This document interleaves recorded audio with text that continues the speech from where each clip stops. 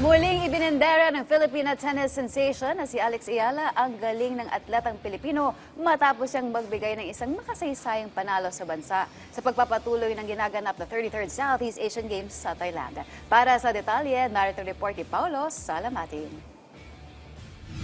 Tinapos ni Pinay tennis star Alex Ayala ang taong 2025 sa pamamagitan ng makasaysayang tagumpay matapos masungkit ang kauna-unahang gintong medalya ng Pilipinas sa loob ng 26 na taon sa women's tennis singles event ng Southeast Asian Games. Tinalo ni Ayala sa finals ang hometown bet na si Mananchaya Sawancao sa straight sets 6-1 at 6-2 upang tuluyang itanghal na kampyon sa 33rd Southeast Asian Games. Dahil dito, si Ayala na ang ikatlong Pilipino na nakapag-uwi ng gintong medalya sa women's tennis singles. Kasunod ni Pia Tamayon na nagwagi noong 1981 Manila Games at Maricris Fernandez na nagkampiyon noong 1999 Brunei edition. Maliban pa rito, bago si Ayala, ang huling gintong medalya ng Pilipinas sa tennis singles ay nakuha pa ni Cecil Mamiit sa men's division noong 2009. Ito rin ang ikalawang paglahok ni Ayala sa SEA Games kung saan sa kanyang debut noong 2021 edition sa Vietnam, nakasungkit siya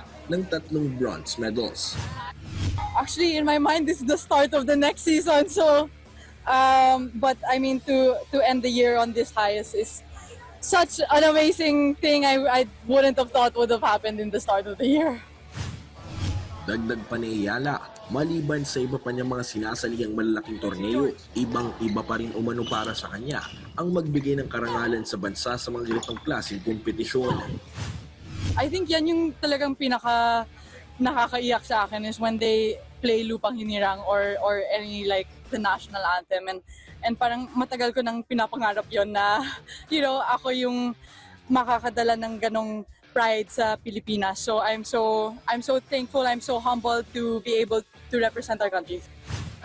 Maliban kay Ayala, isa rin si Pinoy boxing Olympian Yumir Felix Marcial sa mga inaasahan ng bansa sa pagsungkit ng gintong medalya ngayong araw, kung saan nakatakda nitong kalabanin sa finals ng men's 80kg division ang Indonesian opponent na si Michael Mosquita na siyang gold medal winner noong 2021 at silver medalist naman noong 2023 edition ng SEA Games.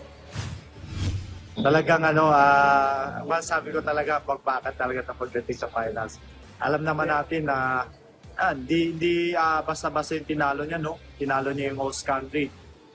Kahit alam natin na dito sa Bangkok, talagang kailangan i-knockdown mo yung kalaban mo. Pero ayan, nakuha niya pa rin yung impressive win na ginawa niya kanina. So talagang malakas na kalaban yung harapin natin sa finals. Pero sinasabi ko na handa ako at gagawin ko yung makakaya ko para makuha yung gold medal.